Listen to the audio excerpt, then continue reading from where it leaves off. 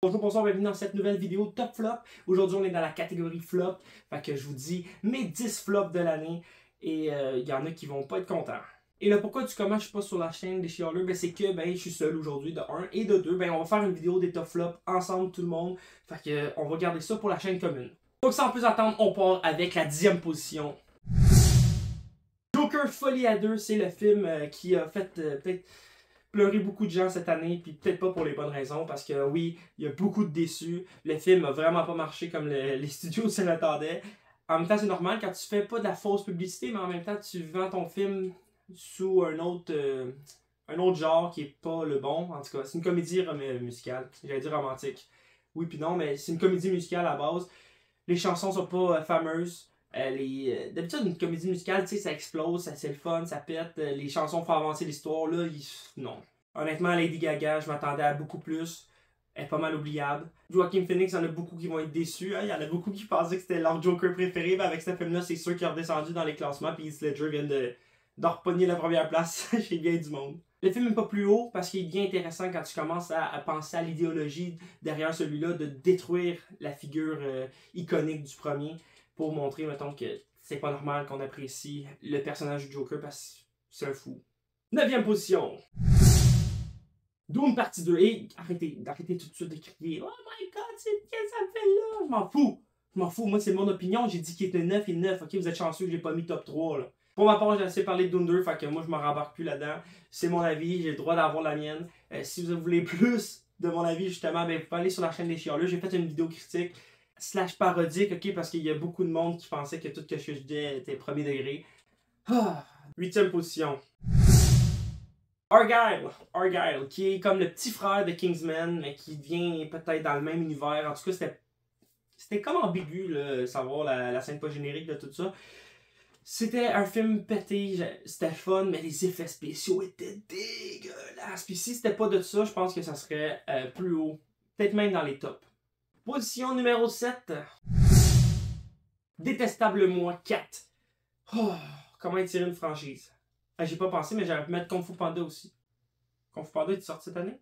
Oui. Les deux 4, en tout cas, on peut mettre les deux à égalité, Kung Fu Panda 4 et Détestable moi 4. Malgré que Kung Fu Panda 4 s'en sort plus, fait que je vais le remettre de côté. Je vais garder Détestable moi 4. Je trouve que il manque d'idées, on amène des super-héros qui sont pas vraiment utilisés. C'est pour ça que je compare un peu les deux films, c'est que dans les deux, il y a des scènes avec des méchants des anciens films qui servent à rien. Fait que pourquoi tu me les ramènes s'ils servent à rien, tu sais? C'est comme un genre de sous-fan de service.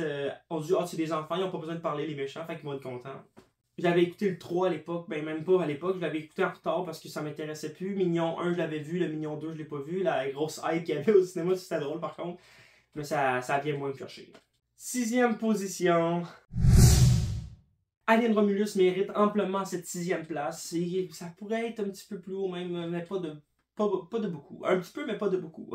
Parce que c'est quand même, on va y aller avec le positif, ok, pour pas que le monde pleure trop, là. C'est que c'est intéressant pour la saga Alien, du fait que le film a très bien marché, le fait que, on va peut-être pouvoir avoir d'autres œuvres avec un petit peu plus de guts, d'essayer des nouvelles affaires que de rester dans les choses qu'on connaît déjà.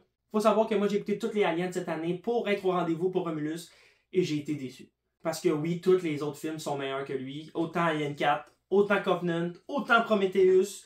Personnellement, la seule affaire que je veux, c'est que Ridley Scott revienne pour finir sa trilogie avec David avant qu'il décède. Puis le vrai pourquoi tu commences, c'est qu'il nous ramène l'Alien du premier film, il nous ramène Ash du premier film. Genre, comment vous avez laissé passer des effets spéciaux laids à chier comme ça, c'est... Je comprends pas. Dans le pire des cas, prenez un acteur qui ressemble vraiment beaucoup, refaites-les pas en CGI, surtout si le gars il est mort. Je pourrais parler encore longtemps de l'Alien Romulus comme ça, mais... Oh, je suis épuisé. 5e position. The Watchers ou Les Guetteurs au Québec est un nom quand même assez spécial. Et le premier film de la fille de Shyamalan, j'ai pas son prénom malheureusement, mais celle qui ne danse pas et ne chante pas dans le trap. L'autre. Honnêtement, le film m'avait tellement accroché au début, j'étais curieux de savoir qu'est-ce qui se passait. Et même quand j'étais allé en salle pour le voir, le début, j'étais là, j'étais comme oh shit, ok, il y a quelque chose qui se passe, ça va être intéressant, jusqu'à la fin. Quand la fin là, a commencé, oh my god. Ils ont essayé de faire un twist qui était trop évident, parce qu'ils ont laissé beaucoup trop de pistes pour nous dire que c'était pas le cas. Je veux pas spoiler non plus. Et le fait que la fin est nulle à chier, genre c'est vraiment décevant. Mais je pense que pour un premier film, c'est correct. 4e position. The Crow ou Le Corbeau avec Bill Skarsgård. Pauvre petit gars, hein? Ça fait 2 films de la suite là, qui se fait ramasser parce que c'est pas bon. J'ai acheté Boy Kills the World, mais je sais pas encore si c'est vraiment mauvais. Mais Le Corbeau, j'ai trouvé ça long, ennuyant, c'était plate. C'est pas vraiment de la faute de Bill Skarsgård. Je vous mentirais pas que j'adore l'acteur, Pennywise c'est un icône pour moi, mais sous le maquillage aussi, je trouve qu'il est capable de donner des bonnes performances. Surtout si tu le compares, mettons, à la saga John Wick. John Wick 4, honnêtement, je pense, c'est quoi son nom? Le Marquis. C'est un des meilleurs méchants de la saga jusqu'à présent. Et là, j'attends. J'ai tellement hâte d'aller voir Nosferatu. Il est mieux de donner une solide performance. The Crow n'était pas un bon film, fait écoutez-les pas, puis à partir de maintenant, honnêtement, je vous conseille pas les 3 prochains films. Et là, ça va peut-être gueuler. 3e position.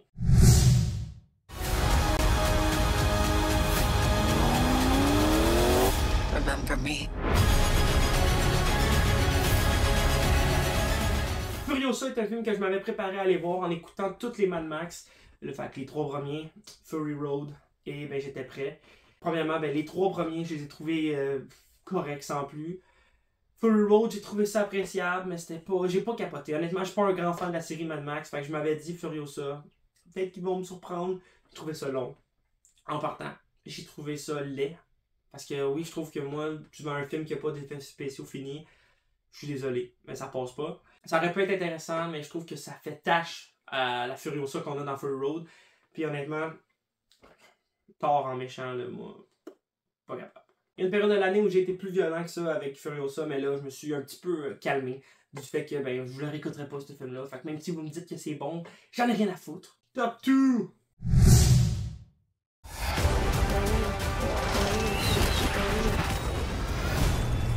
You're showing off. Maybe a little. Madame fucking Web, la plus grosse joke de l'histoire du cinéma. Je peux pas croire qu'ils nous ont vendu un film comme ça. Je suis tellement content que le Sonyverse est sur le bord de finir parce qu'à un moment donné, là, où est-ce que tu t'en vas, ça n'a pas de calice d'allure. Premièrement, le film s'ouvre avec une des pires scènes que j'ai jamais vues de ma vie, au niveau de la technique, avec des zoom in, zoom out. C'est comme genre, what the fuck, qu'est-ce qui se passe? Là, on savait. On savait très bien que ça allait pas être un bon film. Mais rendu là, gros délire. On a ri, beaucoup ri. On était peut-être les seuls qui riaient fort à ce point-là. Parce que peut-être pas le grand public est conscient de qu'est-ce qu'on allait voir. Puis je pense que les films de Sony de merde ont fait en sorte que, peut-être pas toutes, parce que le MCU a fait beaucoup de merde aussi, fait en sorte qu'il y a une fatigue des films de super-héros. Ce qui est correct, parce que, tu sais, dans mon top, ben là, on n'est pas rendu là, mais dans mes tops, là, je pense que, non, il n'y a aucun film de super-héros, fait que, en même temps, c'est peut-être juste une bonne chose pour que les gens découvrent le cinéma d'une autre façon. Mais honnêtement, là, Madame Web, oh my god, nous essayer de faire le genre de fanservice à travailler avec Ben Parker. Puis il y a une femme qui est enceinte, c'est genre la mère à Peter Parker, puis il essaie de lui faire dire son nom, puis il y a une ballonne qui pète, puis genre, what the fuck, mais comment c'est nul à chier. La seule qui a été bright là-dedans, c'est Sydney Sweeney qui a signé pour être dans le film, juste pour qu'elle ait l'argent pour faire Anyone But You, qui était un très bon film. Il n'y avait rien de plus catastrophique que Dakota Johnson en promotion du film. C'était horrible, pauvre fille, genre, oh my god. 3 films de Marvel et Sony cette année. Madame Web, c'était nul à chier. Venom 3, c'était passable, mais à la limite. Puis Kraven, ben honnêtement, j'irai pas au cinéma pour le voir parce que il mérite plus aucune calice de scène de ma part. Mention spéciale ou des spéciales ou pas spéciales. En tout cas, c'est des films que je voulais pas mettre dans le top, mais qui auraient pu avoir une place. Kingdom of the Planet of the Apes, oui, c'était un film que j'ai beaucoup apprécié, mais comme Alien Romulus, il se repose trop sur des bases, des choses qu'on connaît déjà, sur des anciens films des franchises, juste pour nous rendre un petit peu nostalgiques. C'est juste que j'ai beaucoup plus apprécié La Planète des Singes, et c'est aussi une franchise que j'aime beaucoup plus. Les deux ont un petit peu la même histoire, hein, 2 licences de la Fox qui ont été rachetées par Disney. Même chose que pour Alien, je veux que La Planète des Singes repousse ses limites pour les prochains opus et qu'ils nous refassent pas les 5 premiers films, parce que sinon je vais vraiment être déçu. Speak No Evil avec James McAvoy, honnêtement, c'est une autre performance magistrale de sa part. Moi, quand il fait le fou, j'adore ça. Je tombe comme en hypnose devant son personnage. Mais la fin m'a vraiment déçu. Godzilla X Kong The New Empire, ben moi, ma problématique avec ce film-là, c'est que je suis un fan de Godzilla, pas un fan de Kong. Et c'était pas un film Godzilla et Kong, c'était un film Kong et son ami Godzilla. Le film aurait fait déjà beaucoup moins chier s'il s'avait appelé King Kong, puis même si Godzilla est dedans, c'est pas grave, mais viens pas me vendre un film duo quand il y a juste un des deux qui est vraiment mis de l'avant. Déjà que c'était pas mal le cas avec l'opus précédent. Et on y va avec le numéro 1, ben le pire film de l'année selon moi. Marco.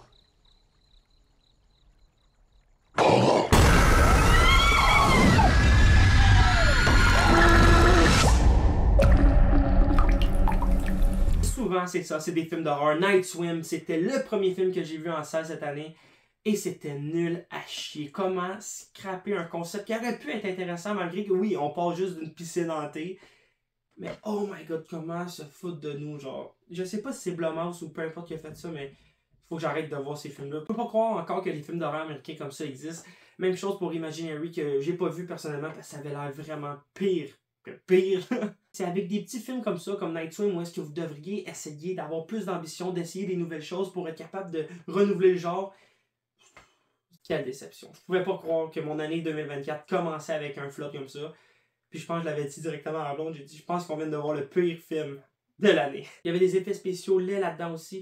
Oh my god, comment que ce film-là était une atrocité. Donc merci beaucoup à vous d'avoir regardé cette vidéo flop. La vidéo top devrait sortir soit la semaine prochaine ou cette semaine aussi, je sais pas encore. Mais sur ce, je vous dis merci, commentez, partagez. Dites-moi si vous êtes d'accord ou non avec moi. Je sais qu'il y en a beaucoup qui seraient peut-être pas d'accord, mais ça me dérange pas. Fait que sur ce, je vous dis ciao.